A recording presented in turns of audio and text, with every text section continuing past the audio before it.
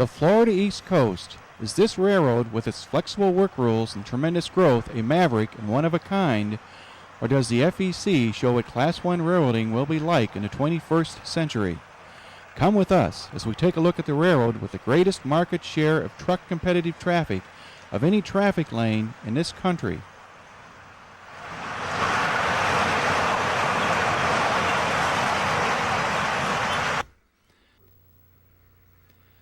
The Florida East Coast main line extends from Hialeah Yard just west of Miami to Bowden Yard south of Jacksonville, Florida.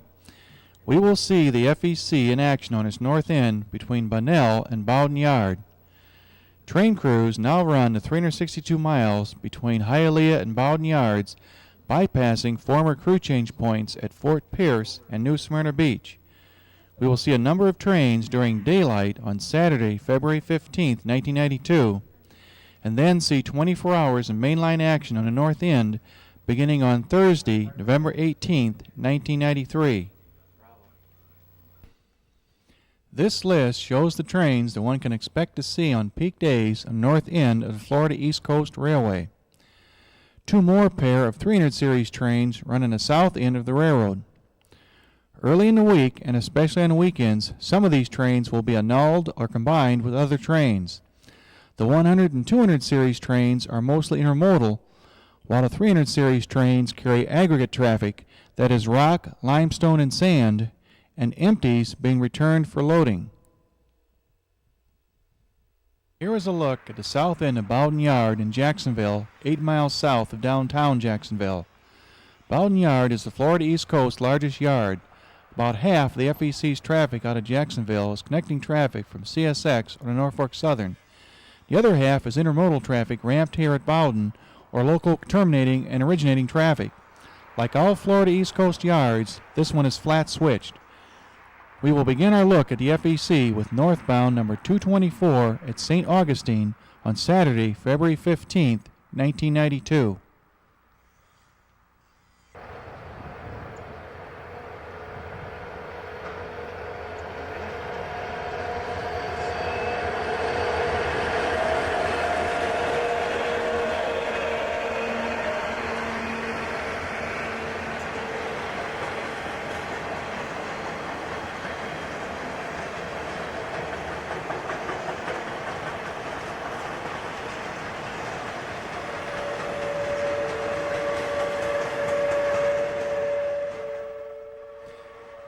Number 224 is the northbound intermodal train from Fort Lauderdale, Florida. The power for 224 usually originates at Hialeah Yard near Miami and runs light to Fort Lauderdale, 27 miles north of there, where it picks up its train. This famous springtime playground is a good-sized city in its own right and has its own container ship port and intermodal ramp. Notice the variety of trailers, containers, and intermodal cars on this train. Among the containers are quite a few sea land containers, an identifying feature for the Fort Lauderdale trains. Sea land runs more containers out of Fort Lauderdale than they do from the other ramps in the south end of the Florida East Coast. As you will see, the FEC's traffic is mostly intermodal and aggregate traffic with little conventional carload or manifest type traffic. This train has just passed through downtown St. Augustine and has curved north along an inland bay to a point where the tracks will closely follow U.S. Route 1 the next 26 miles to Bowden Yard. St. Augustine is the headquarters of the Florida East Coast, and their headquarters building is off to the left a couple of blocks away from the tracks. St. Augustine generates little local traffic and does not have a yard as such. It is served by a daily local from Bowden. Number 224 leaves Fort Lauderdale about 10 p.m. It is now nearly 8 a.m., and 224 is about a half an hour from completing its journey at Bowden Yard. Trains typically take at least 9 to 10 hours to make their runs from Miami, Fort Lauderdale, or West Palm Beach to Bowden. Train crews dying or running out of time is a fairly common occurrence, particularly late in the week when more trains are run or trains are likely to be heavier.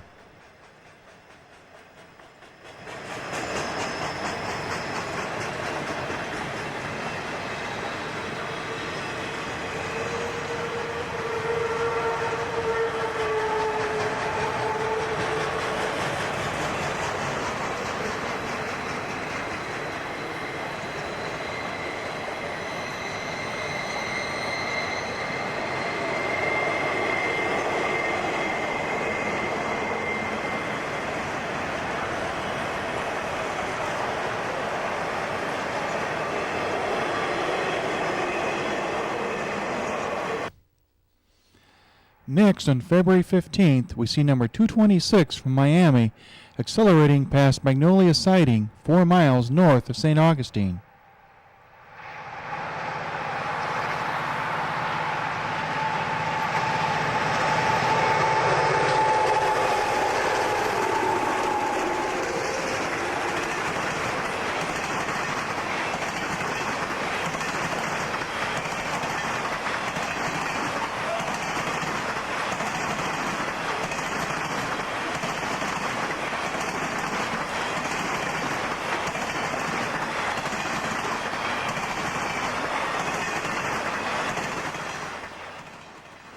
Number 226 gets out of Miami about 11 p.m. and does no work en route to Bowden Yard. With 2 GP40-2s and a well-maintained Jeep 9, this is about as much power as you will see on a Florida East Coast train. With its flat terrain, the FEC does not overpower its trains, but tries to make time by having most trains do no work en route. A few miles north of here, this train was paced along Route 1 at 65 miles per hour, the freight train speed limit on the FEC. There are a number of truckers' trailers on this train, including quite a few from United Parcel Service.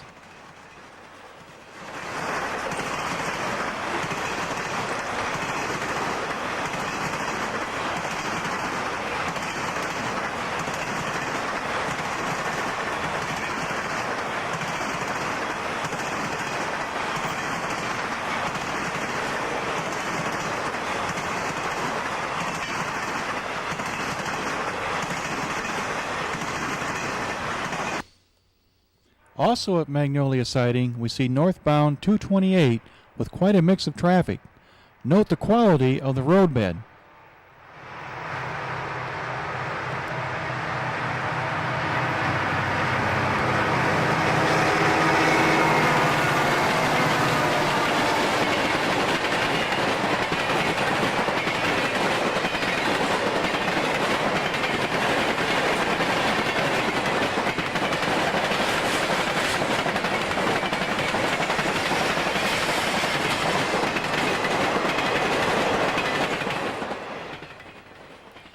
This train has carload traffic on its head end and empty auto racks on the rear.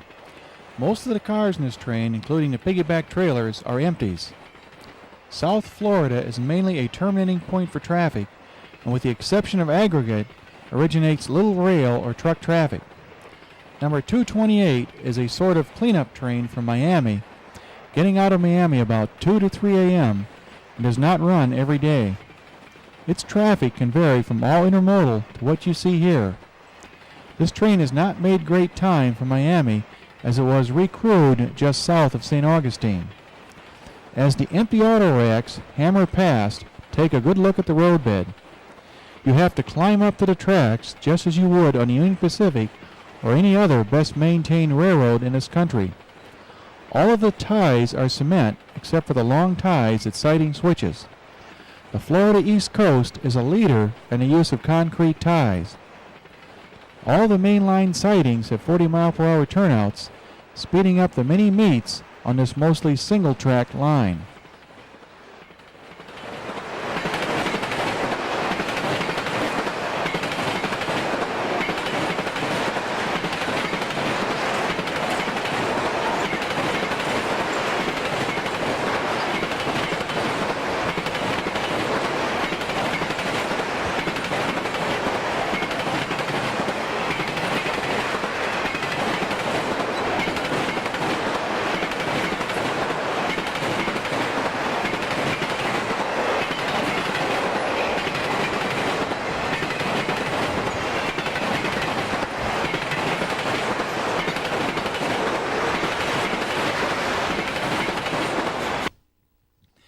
Next is a wide-open S-101 at Saybrook Siding, south of St. Augustine.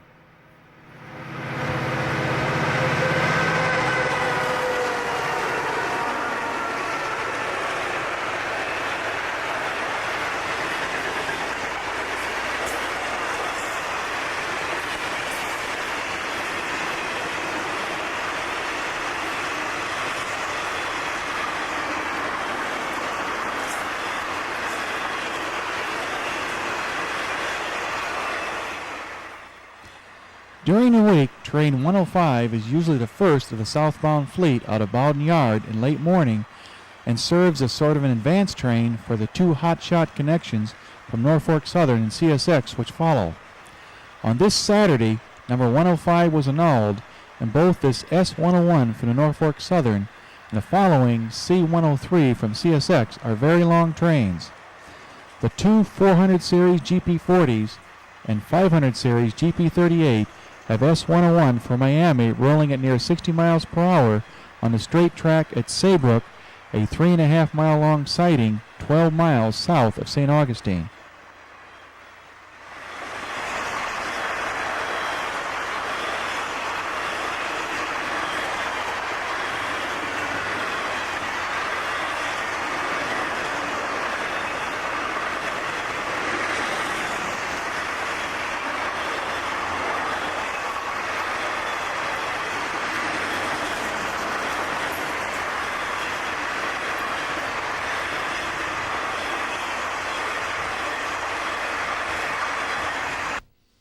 Right behind S101 is Miami-bound C103 at 3:50 p.m.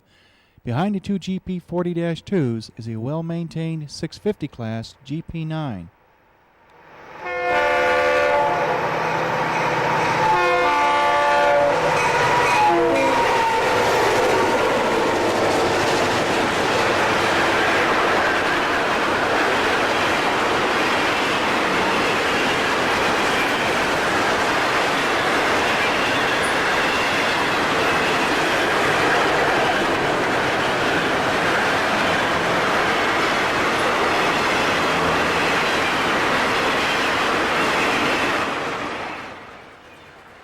The Florida East Coast, with its multiple schedules, two-man crews, flexible work rules, and hourly rather than mileage-based pay scale for train crews, is a very efficient transportation machine.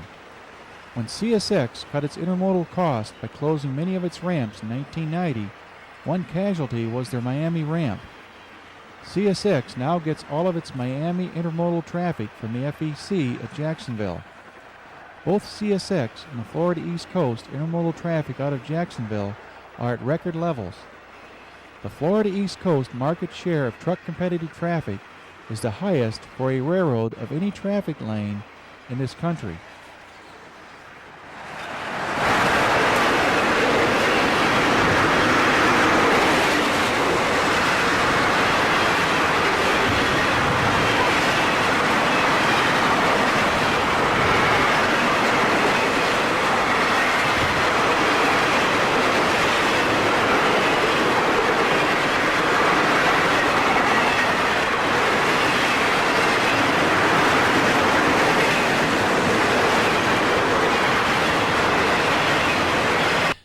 Northbound number 202 rolls by the former passenger station at St. Augustine.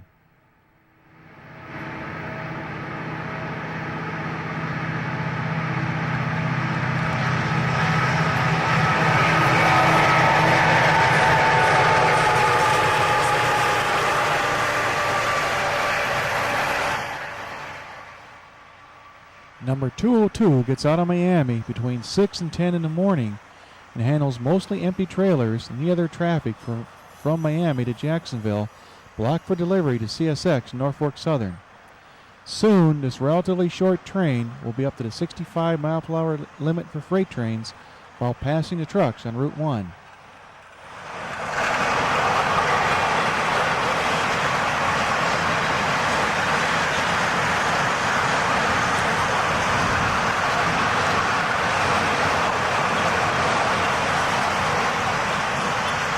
At the same place, we see southbound number 115.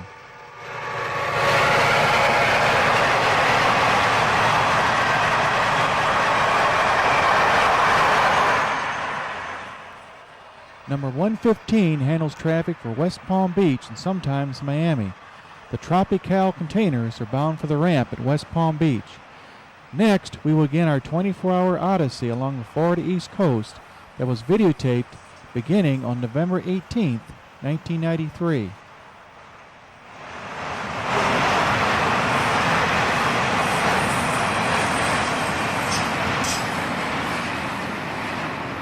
Southbound number 107 drifts through Bunnell, Florida, 32 miles south of St. Augustine at 6:23 p.m.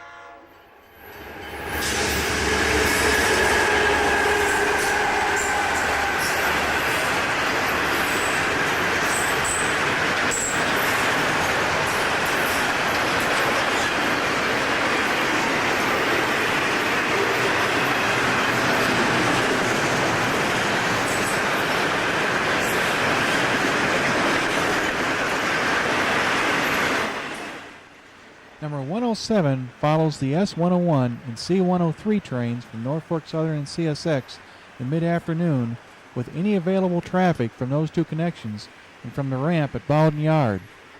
Both NS and CSX handle autos into Jacksonville for the FEC and their own distribution centers in Jacksonville.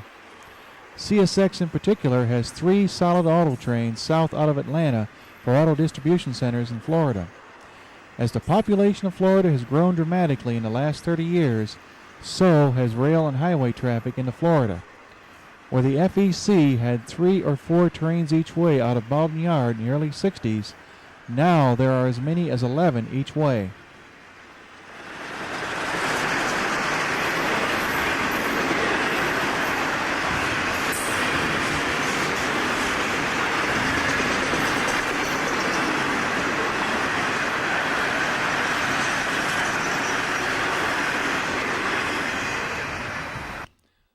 .30 behind 107 is 109, carefully heeding a 35-mile-per-hour speed limit through Bunnell.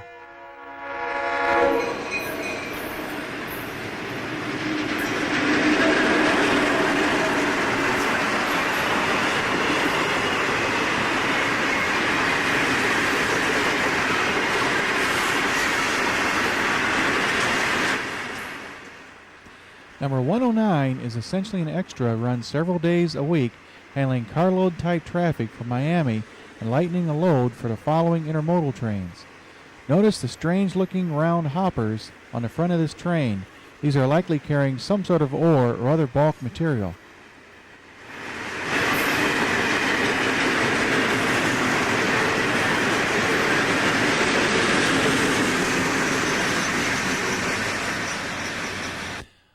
.40 later, number 115 rattles downtown Bunnell.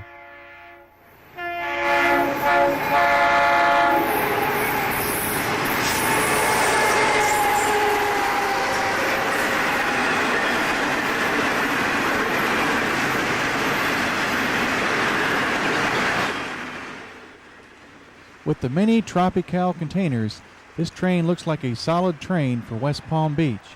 Train numbers 115, 123, 216, and 218 serve West Palm Beach, which is 70 miles north of Miami. The last 3 cars in this train were missed.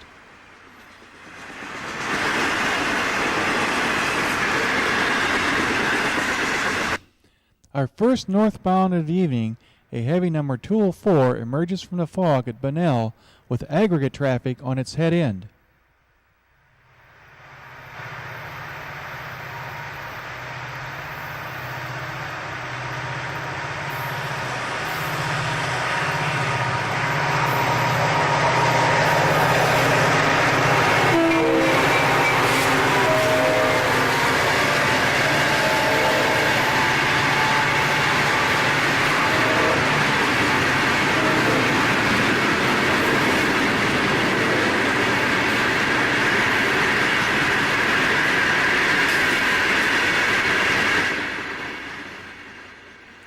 Besides intermodal, the Florida East Coast's second largest source of traffic is crushed rock, sand, and limestone for the construction and cement industries, collectively known as aggregate.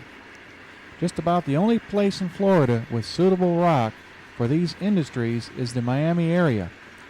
The FEC handles as much as 250 loads a day of aggregate traffic northbound from Miami. Locals 346 for West Palm Beach and 336 for City Point Yard near Cocoa Beach carry rock from Miami. But the primary rock trains are number 304, which drops off rock at Fort Pierce and New Smyrna Beach for locals which originate there, and this number 204, which usually handles any aggregate type traffic for Jacksonville. Just prior to 204, we missed southbound number 117 with 6,500 feet of trailers and containers for Fort Lauderdale.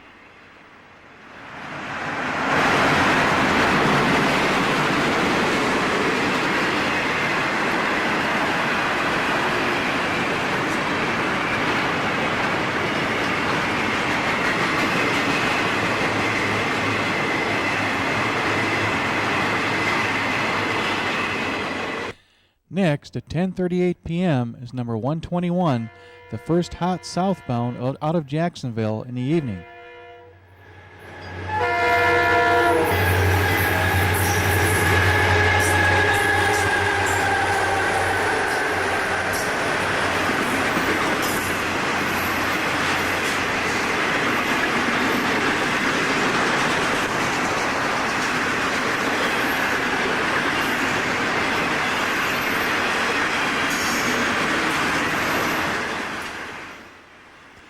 Number 121 has traffic for Fort Pierce, Fort Lauderdale, and Hialeah Yard in Miami. The FEC has maintained a small ramp at Fort Pierce primarily for the benefit of UPS. Also at Fort Pierce is one of the FEC's few branch lines which runs to Belle Glade. There are many trailers of packaged building materials, that is steel and cement forms, on this and the following southbound intermodal trains. All of these trailers were driven from various originating points in the southeast and ramped at Jacksonville. There are also a number of truckers' trailers, number 121. J.B. Hunt and Snyder National, the largest full truckload truckers, are just beginning to move their trailers by rail in the southeast. Just after these scenes were videotaped, Norfolk Southern added a new Chicago to Jacksonville train, primarily for J.B. Hunt. Not to be outdone, Snyder National has just begun to use CSX from Chicago to Jacksonville.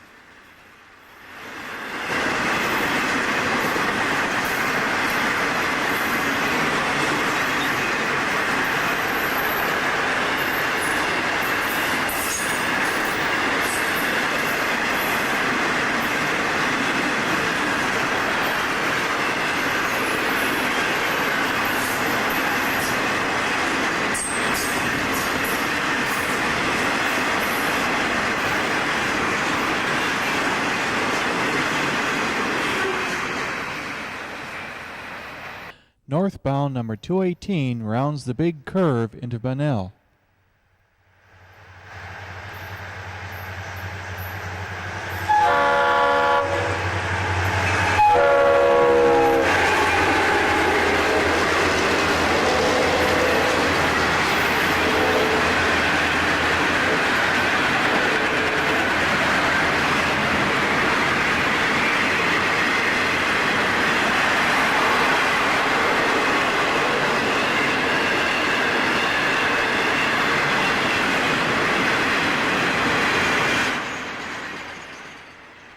Number 218 originates at Fort Lauderdale about noon and picks up additional traffic at West Palm Beach. As with all but the northbounds due out of Miami in the evening, most of the trailers and manifest cars in this train are empties. With the railroads having lost most of the fruit and vegetable traffic to the truckers, South Florida is primarily a terminating point for rail traffic.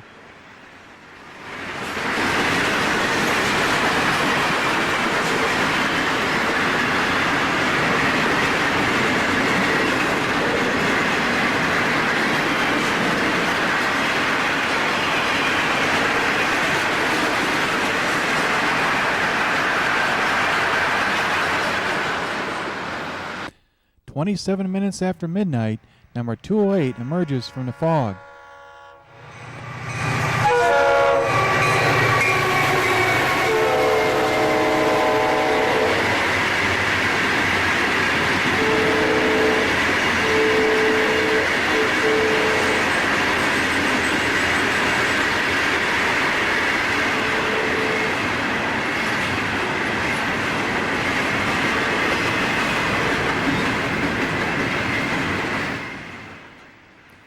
Number 208 has additional loads of rock and then a mix of empty auto racks and intermodal traffic, including a couple of double stacks.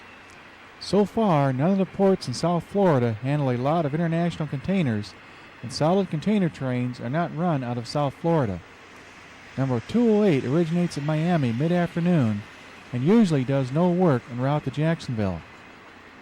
The mostly 100-ton loads of rock on this and the earlier 204 add a lot of weight and make it difficult for these trains to make it from Miami to Jacksonville with one crew.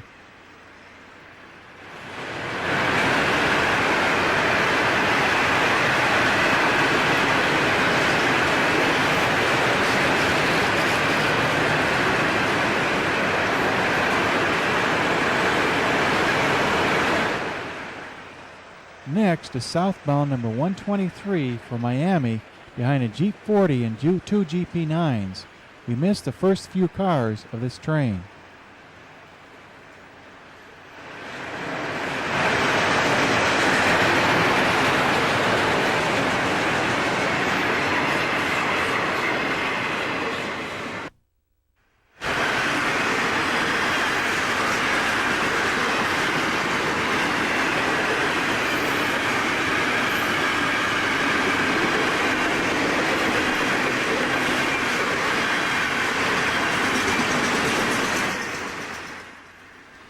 Number 123 carries intermodal traffic and a few carloads for all three of the major Florida East Coast yards in South Florida, West Palm Beach, Fort Lauderdale, and Hialeah Yard near Miami.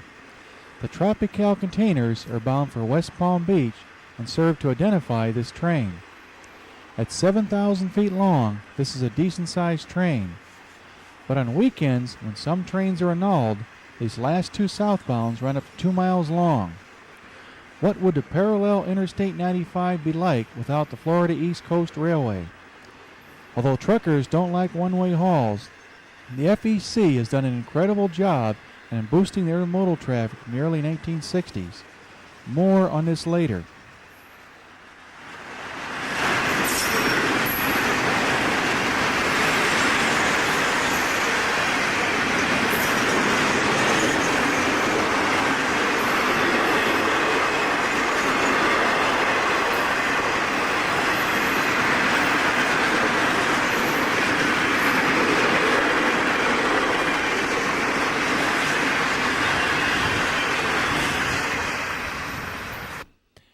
Nine minutes later, number 125 rolls through Bunnell.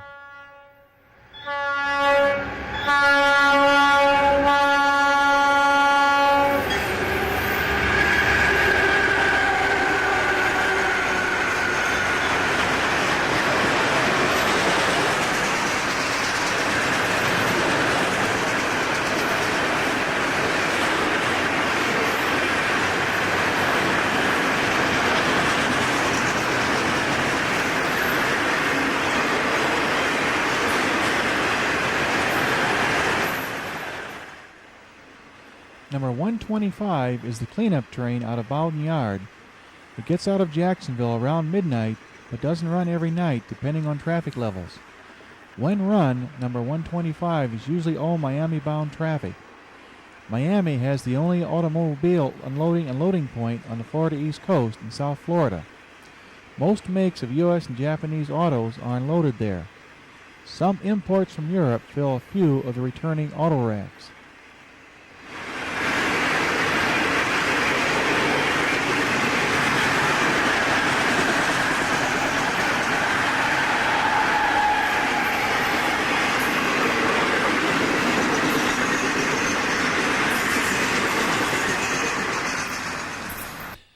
Next is northbound number 304, which originated at Miami with 125 loads of rock. 304 runs north of New Smyrna Beach only a few days a week with some rock from Miami and local traffic picked up en route. 304 will be recrewed here at Bunnell.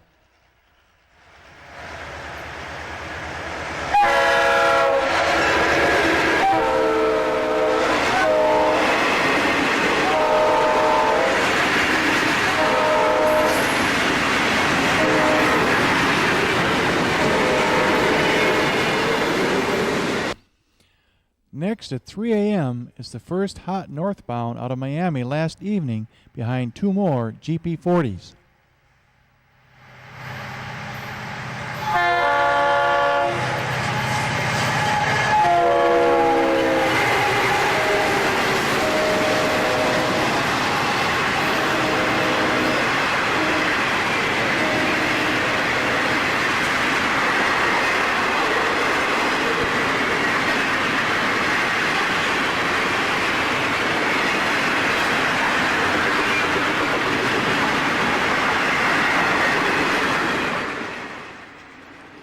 Number 210 gets out of Miami about 6 p.m. and is usually all intermodal. Again, the majority of the trailers in this train are empties, including the mini truckers' trailers. Number 210 does no work between Miami and Jacksonville, but has to meet the fleet of southbounds that we have been viewing. The once double-track FEC main line is now mostly single-track except in the immediate Miami, Fort Lauderdale, and West Palm Beach areas. 2 to 3 mile long passing sidings averaging 12 miles apart have 40 mile per hour turnouts. The main line and all passing sidings are welded rail with all concrete ties except the turnouts. This keeps traffic pretty fluid. There are no grades to speak of in the main line, as the tracks are never too far from the ocean and there are few restrictive curves. The main impediment to high-speed running is the many grade crossings. As Florida has grown dramatically in the last 30 years, so have conflicts between trains and people. Rarely a week goes by without a grade crossing accident somewhere in the FEC. A week ago, a pedestrian was killed here at Bunnell.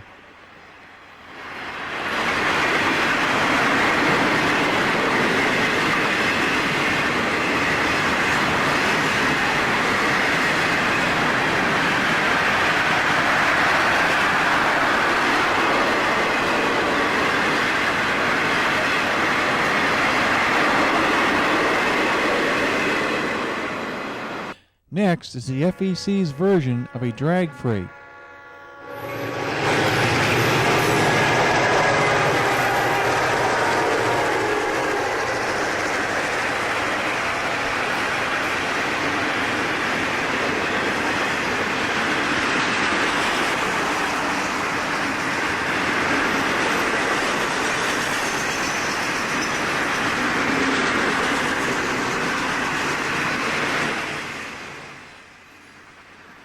This is the empty rock train running as either a 301 or an extra south.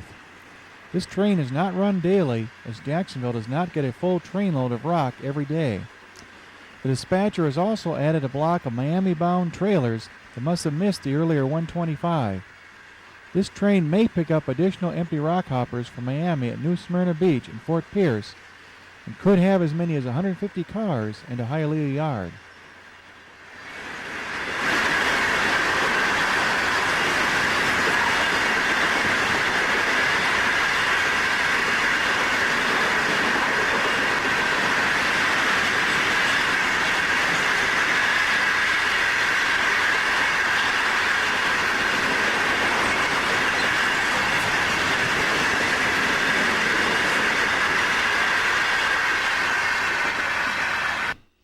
At 5:33 a.m., northbound hotshot number 222 rolls through Bunnell.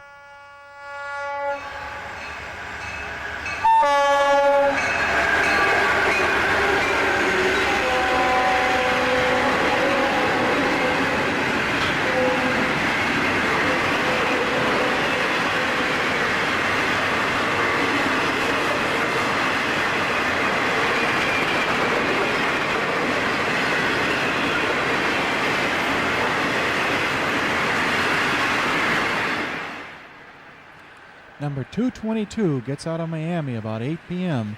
and runs straight through to Jacksonville. It and the following 226 carry the most loaded trailers from Miami, although again nearly half of the trailers on this train are empty. Northbounds are normally partially blocked for the Norfolk Southern and CSX connections at Jacksonville, but late arriving traffic is left for Bowden Yard to sort out. All of the through Miami to Jacksonville trains are scheduled to make that run in 9 to 10 hours, but these trains are doing well if they do make that run in 10 hours.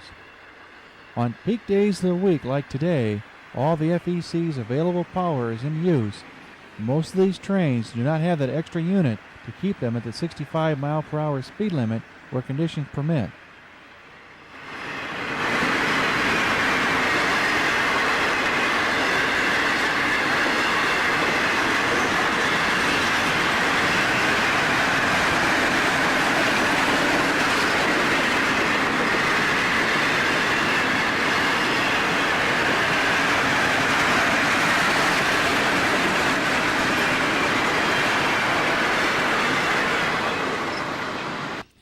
It is beginning to get light as number 216 rolls through town.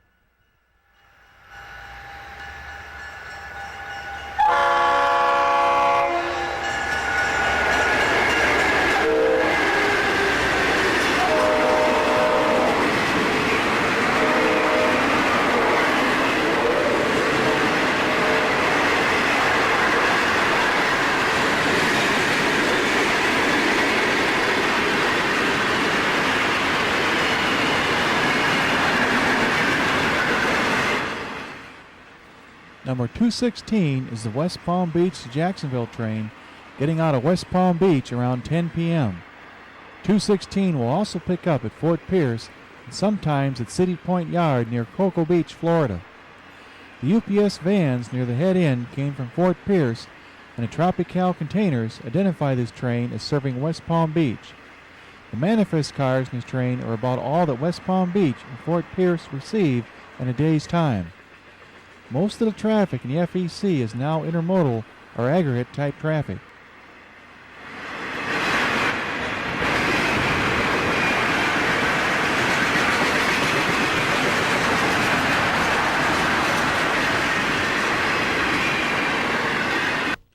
Number 224 rolls by the north end of Bayard Siding.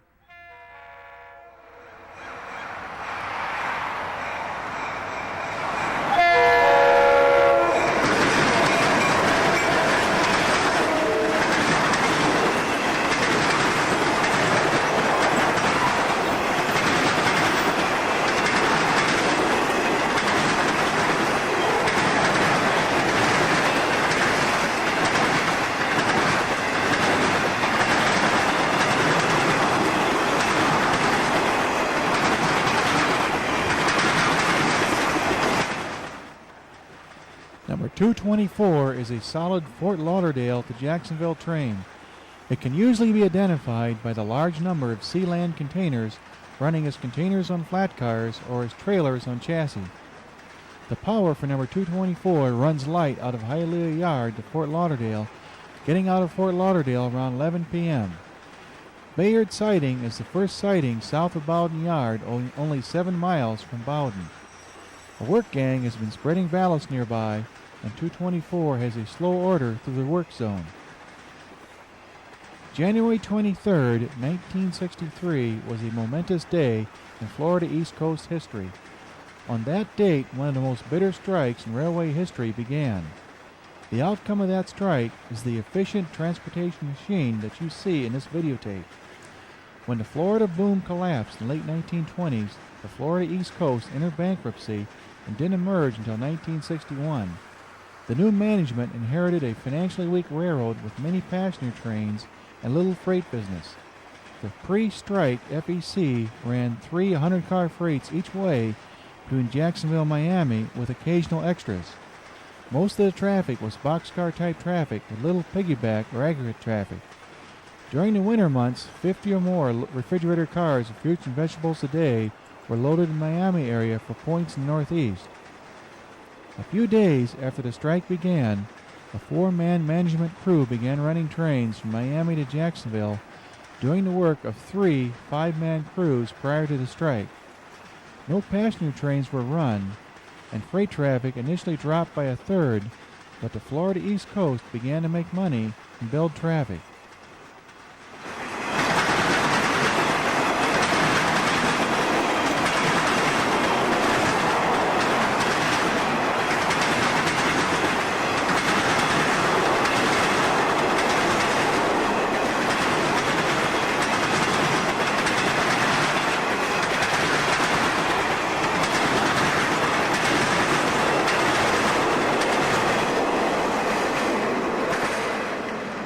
Next at Bayard is number 226, running closer to track speed.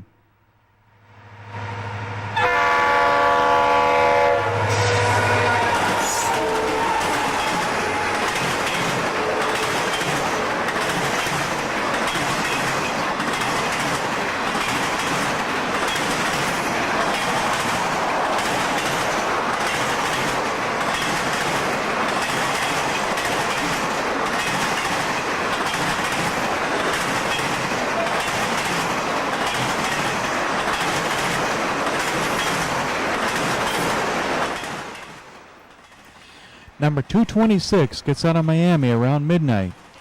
Although it is just after 9 in the morning, the fog has yet to lift. 226 is the fifth of 7 northbound trains handling intermodal traffic from Miami that we will see.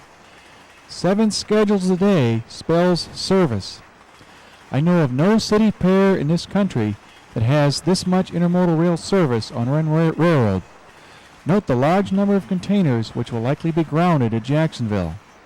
The FEC has yet to get into the double stacking of containers in a big way.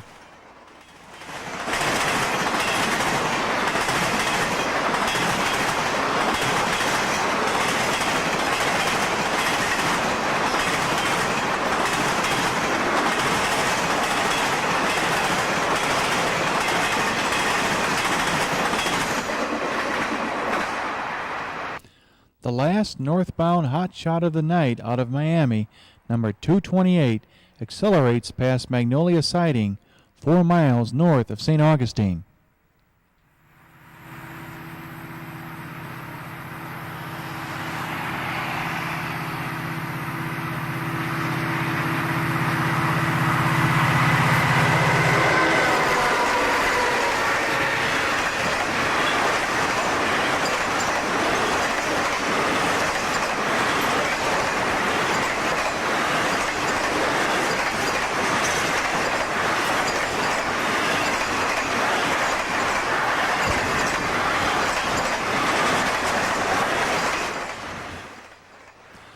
When run, 228 gets out of Miami around 2 a.m.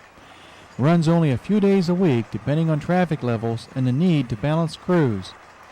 This train has a large number of truckers' trailers on it, including many from UPS. United Parcel Service and less than truckload truckers like early morning cutoffs for their 20-foot trailers known as pups. The Hurricane FEC logo that you see on the power and on the FEC trailers was first used in the early 1970s.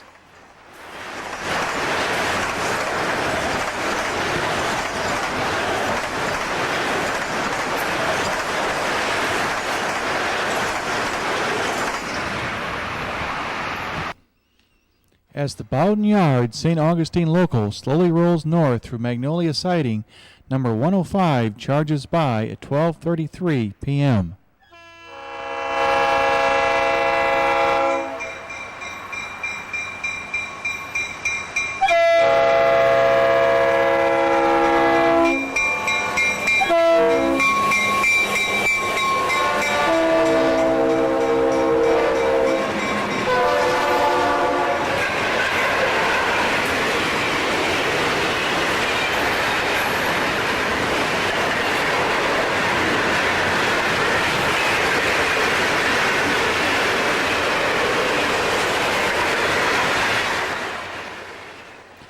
All of the CSX Norfolk Southern connections are due into Jacksonville in the late morning.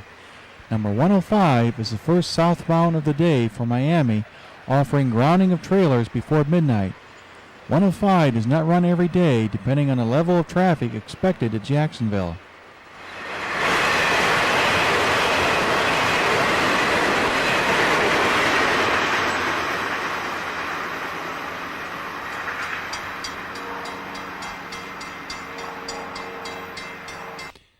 A northbound work train of empty ballast hoppers heeds the 25-mile-per-hour limit through downtown St. Augustine and around the big curve just north of downtown.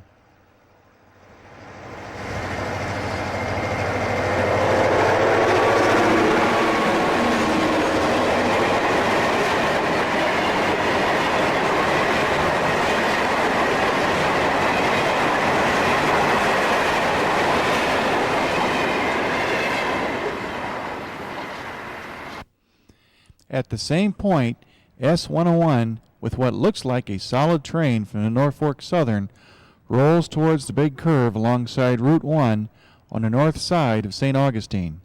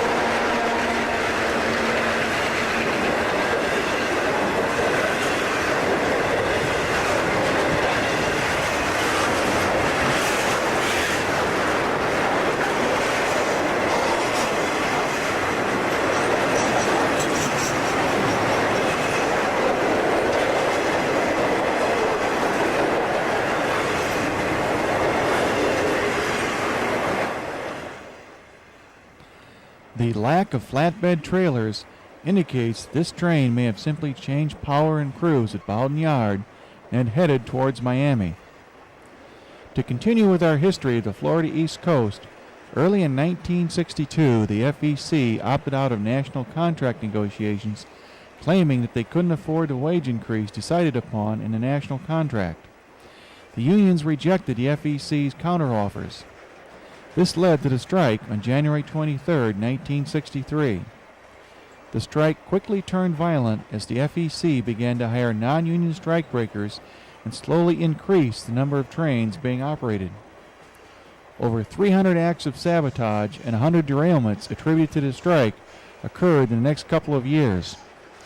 The unions went to court, and it wasn't until 1966 that the Supreme Court ruled that the FEC did have the right to hire non-union labor after exhausting the machinery of the Railway Labor Act. The courts did order the FEC to restore passenger service, and a short train ran between Miami and Jacksonville from 1966 to 1968.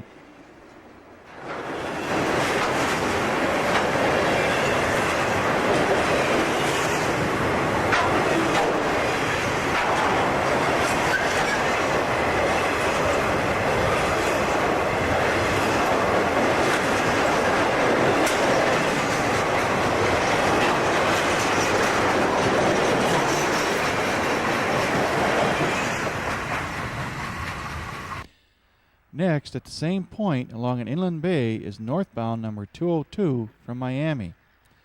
The blue paint scheme took over from the original yellow and orange about 1960 and has gone through a number of refinements since then. The hurricane logo was added in the early 1970s.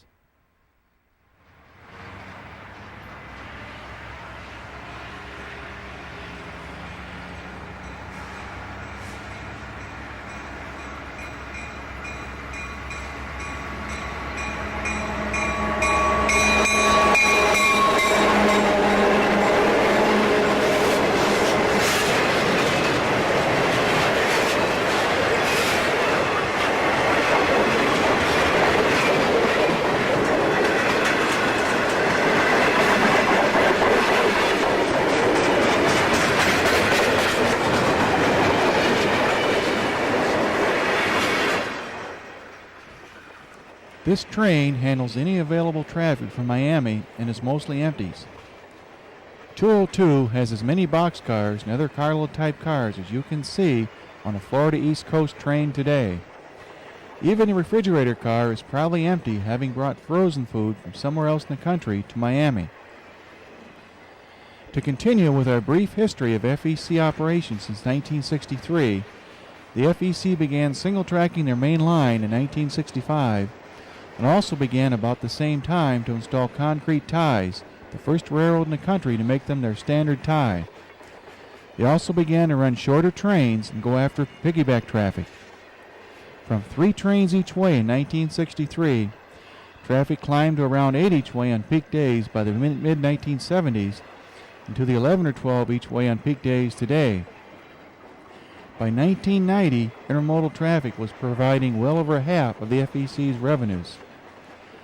Cabooses gave way to rear-end devices. Being essentially non-union, with operating employees represented by a local union, crew size was reduced to 2, pay scales were less than on other railroads, and work rules were made much more flexible.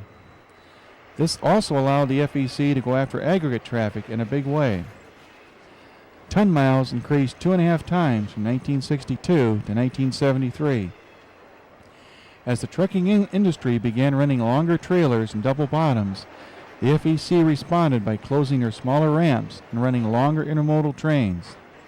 Today, you can see anything from 20 cars behind a single unit to 2-mile-long intermodal trains running alongside Route 1.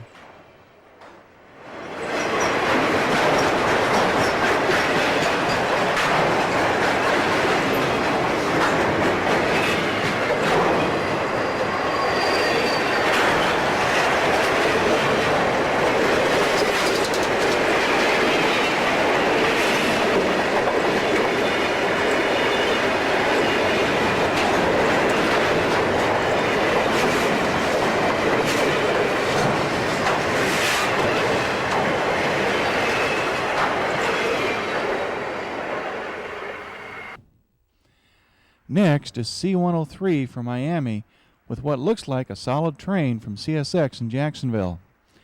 CSX has 5 scheduled intermodal trains from Chicago, Memphis, Philadelphia, and Atlanta that arrive Jacksonville in the late morning hours and connect to these FEC trains.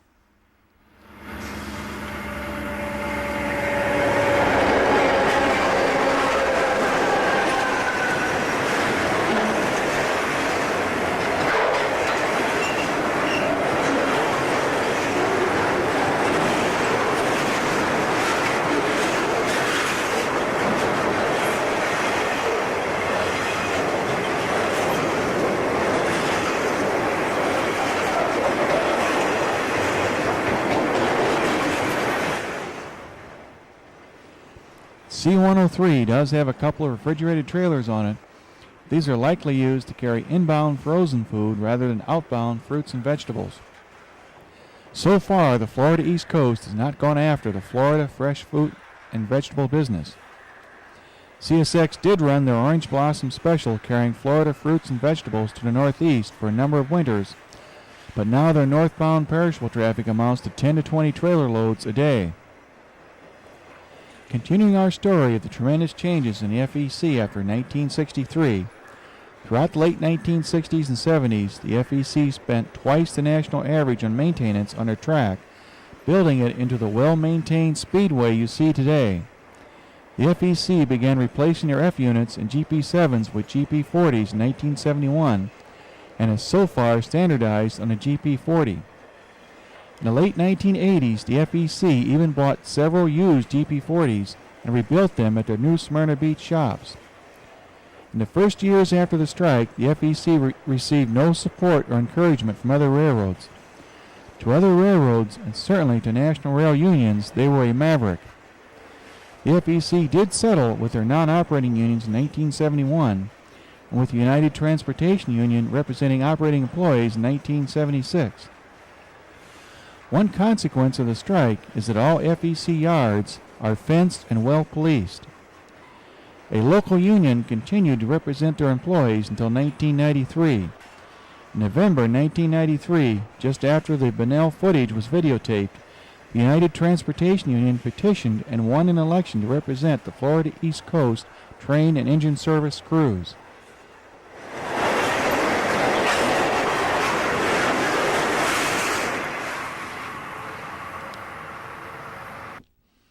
Right behind C-103 is number 107 with Miami traffic from the Bowden Ramp and connections. Both C-103 and 107 met number 202 at Magnolia Siding, 4 miles north of here.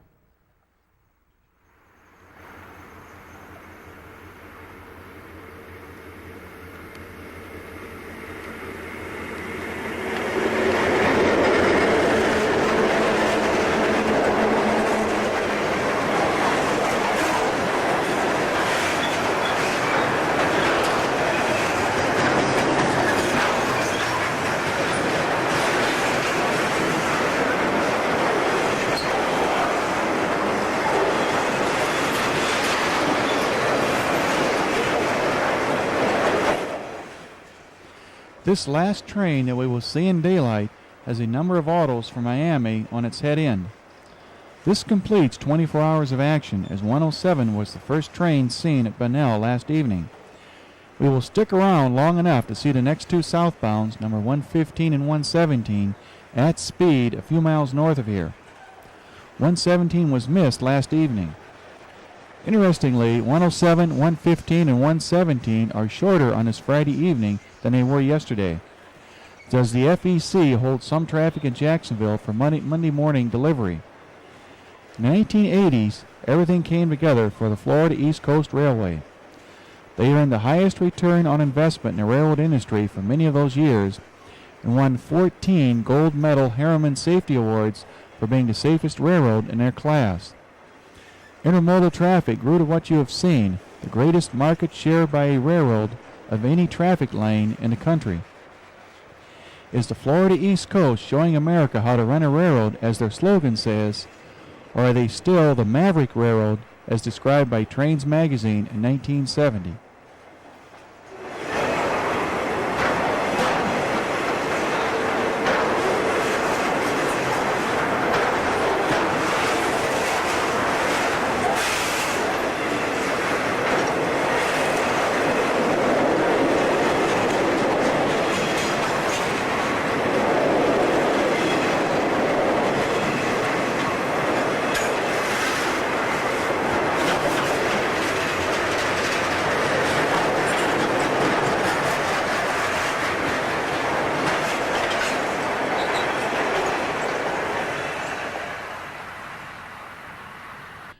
Number 115 blasts by the east end of Magnolia Siding.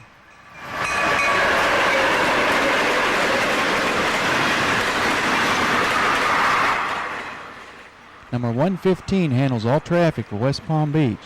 The distinctive Tropical containers can be seen on Norfolk Southern and CSX throughout the eastern United States.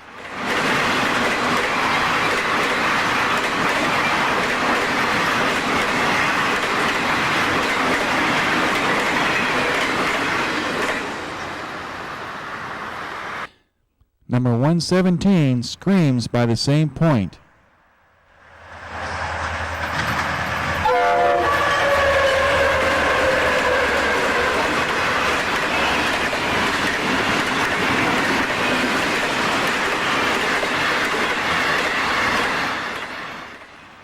Our last train is this 117, the solid Fort Lauderdale train that we missed videotaping last evening. I hope you have enjoyed this look at a most interesting railroad.